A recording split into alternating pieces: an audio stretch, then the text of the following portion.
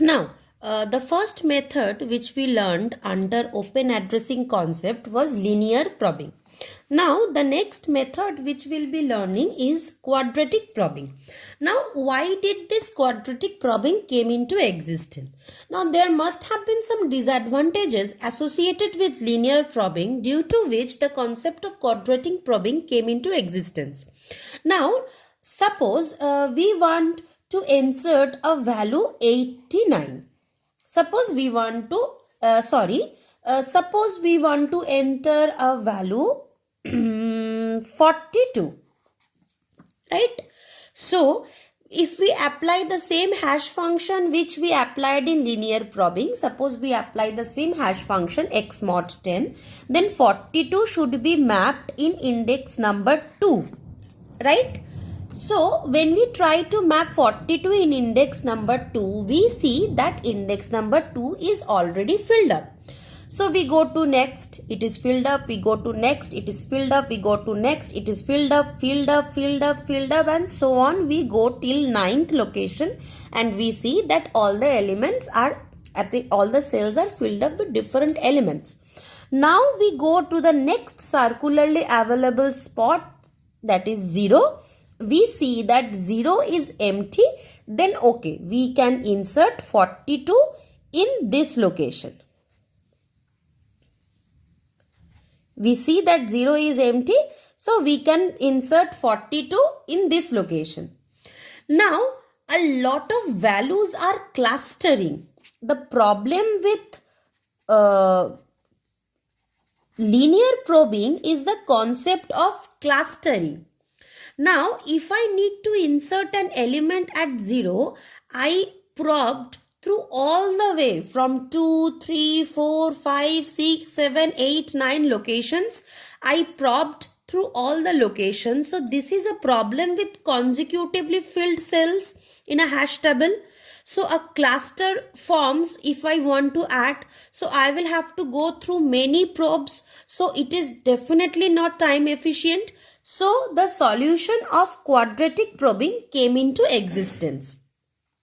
Now, in linear probing, we were iteratively checking what? We were iteratively checking this concept.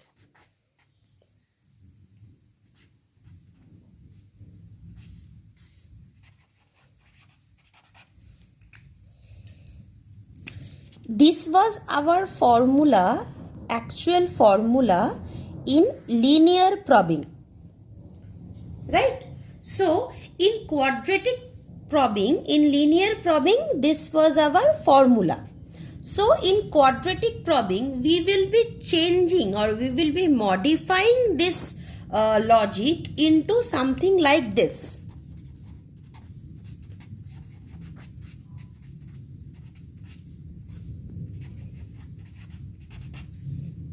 So this will be our new hash function in quadratic probing. So as you can see that quadratic probing is nothing but a bit modification of linear probing, so that we can eliminate at least we can try to reduce the concept of this clustering problem in our quadratic probing method. Now, suppose let us solve an example to understand the concept of quadratic probing in a better fashion. Now, as we know now that this is our this is our formula for quadratic probing. Earlier in linear probing, the formula here was simply I. Due to that, we faced the disadvantage of primary clustering. So, in order to eliminate the chances of primary clustering, we modified the linear probing formula and converted it into quadratic probing formula. Here we have used the concept of I square. Okay. Now, suppose we are given the hash function x mod 10, the same hash function. Suppose these are the keys which we have been provided, 2, 12, 22 and 32. Now, first what we need to do? First we need to find the hash value. So, in 2 mod 10 gives us the hash value 2. Then 12 mod 10 also gives us the hash value 2, that is the remainder 2. Then 22 mod 10 gives us the remainder 2. Then 32 mod 10 also gives us the remainder 2. As we know that 2 divided by 10, it will give us the remainder 2. Then 22 divided by 10, it will also give us the remainder 2. Then 32 divided by 10 will also give us the remainder 2. So these are the remainders. So since mod means taking remainder into consideration, so these are the 4 hash values which we have got by applying the hash function on these 4 different type of keys. Now let us start filling up the array. So for your I have already discussed that the arrays are already filled with sentinel elements, but for your better or clear understanding, I am not taking that into consideration so that we can understand and we can visualize or picture us the scenario in a better fashion. So I am leaving this all as empty to indicate that all are empty, and we can use this hash table in order to fill it with our elements. Okay, so now the key 2 has the hash value of 2. So the index location 2 is empty. So I can fill this index location 2 with the our value 2. So here I have entered 2. Fine. Second, the next key is 12. The hash value for this key is also 2. Now I see that our index location 2 is not empty. So what we will be doing? We will probe to see the next sequence which is empty. And how is this done?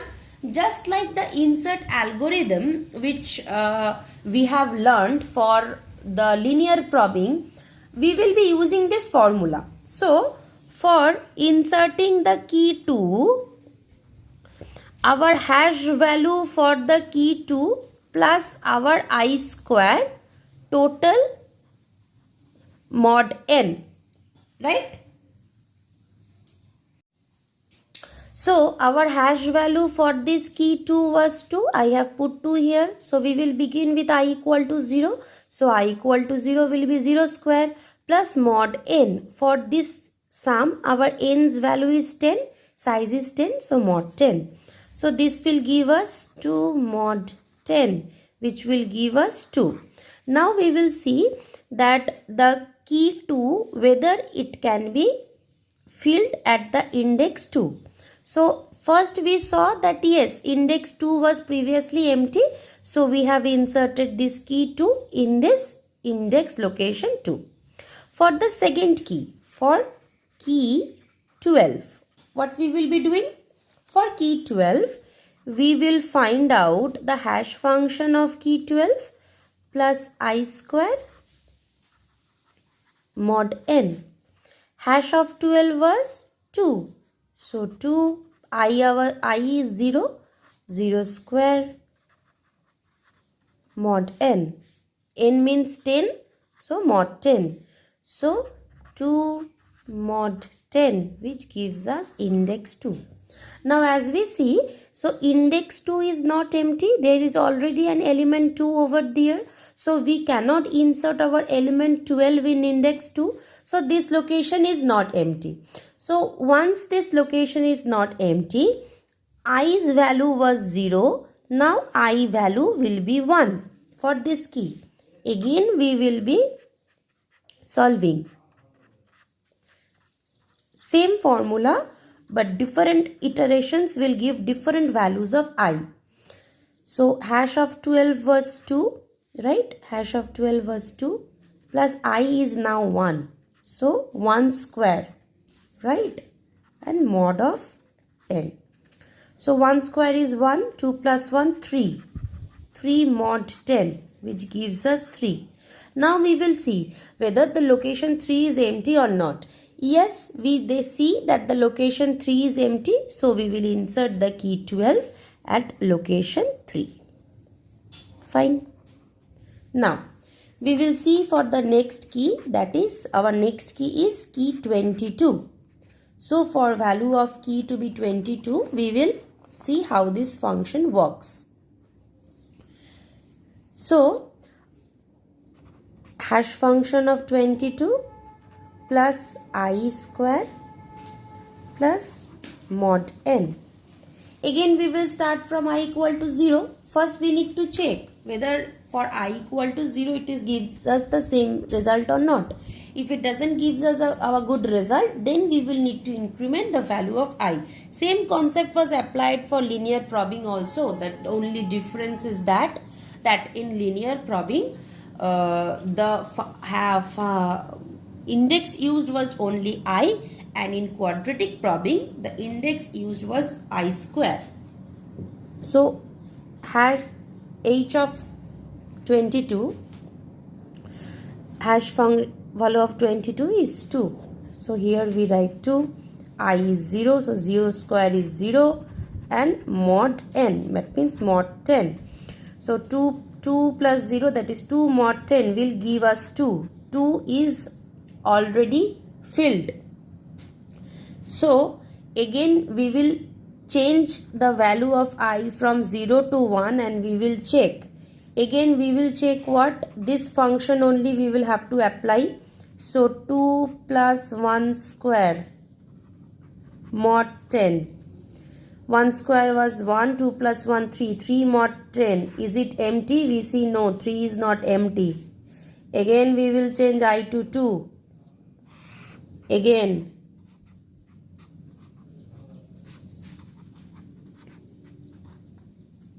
2 square is 4, 4 plus 2 6, 6 mod 10 is 6. Is 6 empty? We see yes, 6 is empty. And since 6 is empty, we will insert the key 22 in 6. So we have inserted 22 in 6. Fine. Now the next key value is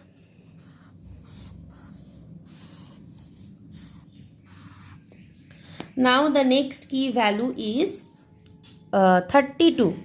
So for the key value of 32, hash of 32 plus I square mod n. This is our formula, right? Okay. So hash of 32 is 2. So 2 and I first will be 0. So 2 plus 0, that is 2 mod 10 will give us 2. We see that location 2 is not empty, so we cancel out. Then I is incremented from 0 to 1. So 2 plus 1 square mod 10. So 2 plus 1 will give us 3. 3 mod 10 will give us 3. And we see that location 3 is not empty, so we cancel out. Then I is changed from 1 to 2. So 2 plus 2 square mod 10 will give us 2 square is 4. 4 plus 2 6. 6 mod 10 will give us 6. We see that 6 location is also not empty. So we cancel out. So we change the value of I from 2 to 3. Now we check 2 plus 3 square mod 10. Now 3 3s are 9. 9 plus 2, 11.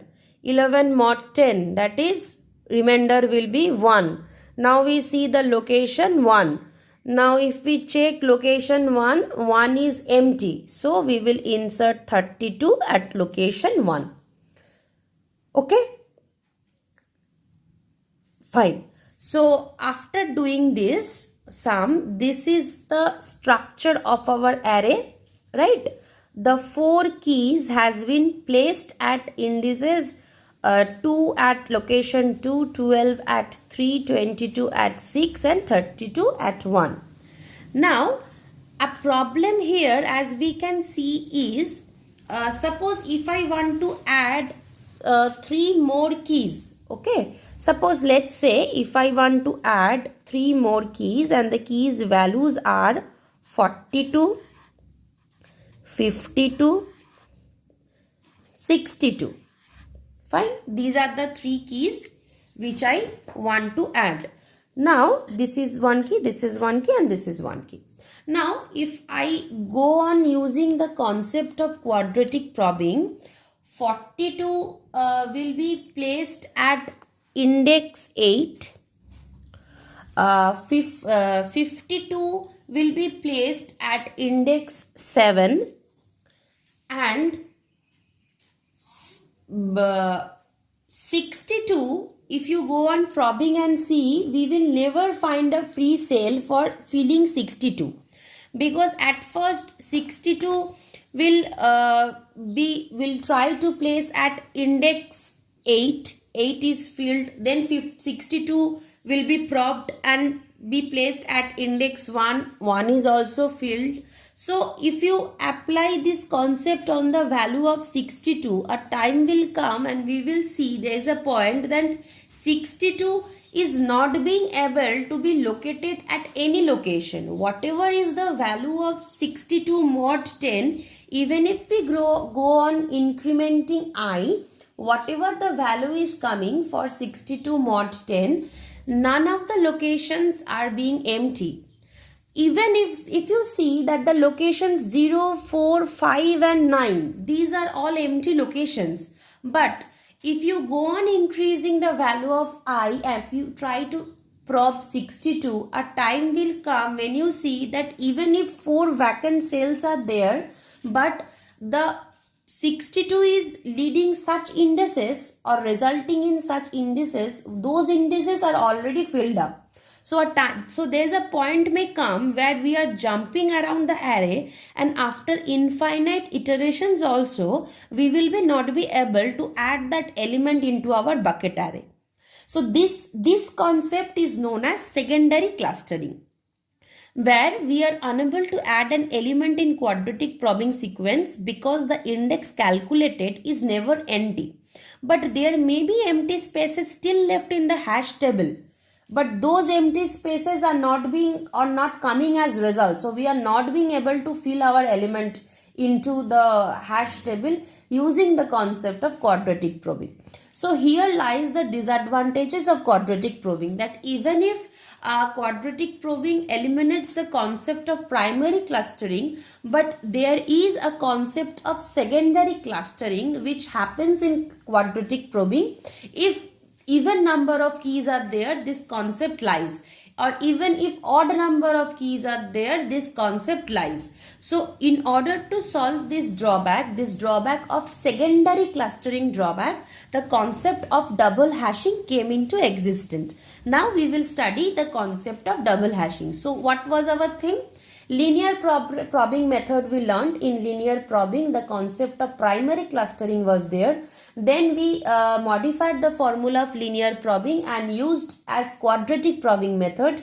But in quadratic probing also, we saw that the concept of secondary clustering or the drawback of secondary clustering still exists. So we will now study the third method, which says double hashing method.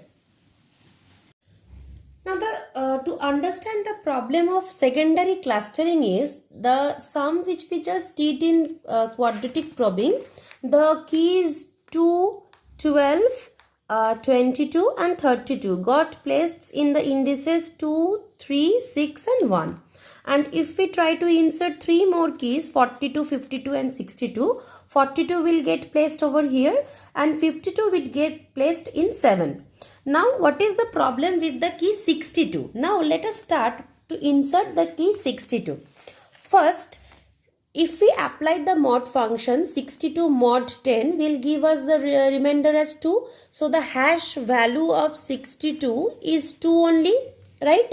So, now, the formula was hash value of 2 plus I square, right? Here was I square. So, 0 square will become as 0. So, 2 mod 10. 2 mod 10 will give us the value 2. 2 cell is already empty. I can't probe. So increment the value of I. 2 plus I square is 3 mod 10. 3 mod 10 will give us the value 3. 3 is already not empty. So increment the value of I. This will give us 6 mod 10. 6 mod 10 will give us the value 6. 6 is already filled up. So increment the value of I.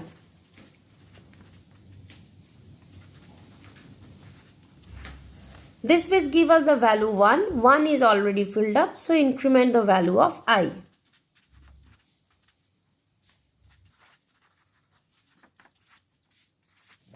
This will give us the value of 8. 8 is already filled up, so increment the value of I.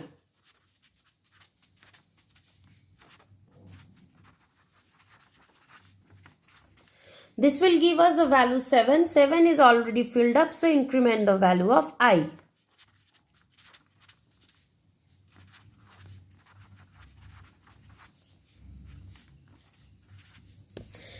Eight is already filled up, increment the value of I.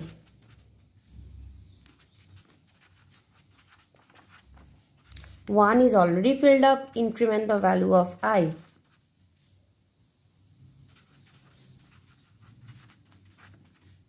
Six is already filled up, increment the value of I.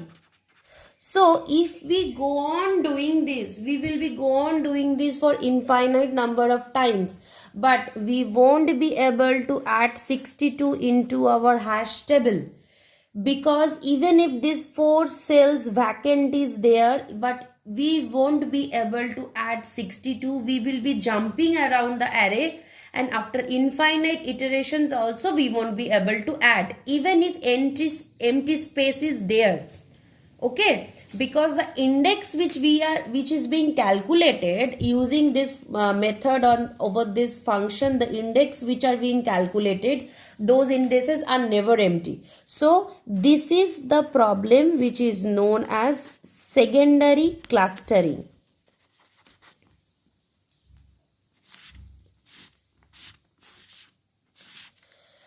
So the problem with quadratic probing is secondary clustering. The problem with linear probing was primary clustering. So in order to deal with secondary clustering, double hashing came into existence. I hope you have been able to understand why from linear probing we changed to quadratic probing, and from quadratic probing we changed to double hashing. Now we will be studying double hashing.